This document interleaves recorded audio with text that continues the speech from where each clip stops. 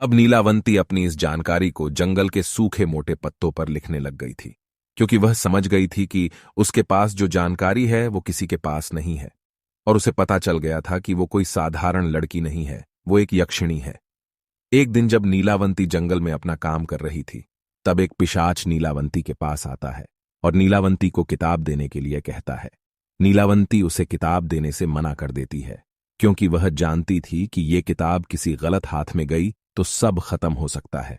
तब उस पिशाच ने कहा कि जब तक तुम मुझे ये ग्रंथ नहीं दोगे, मैं तुम्हें जाने नहीं दूंगा।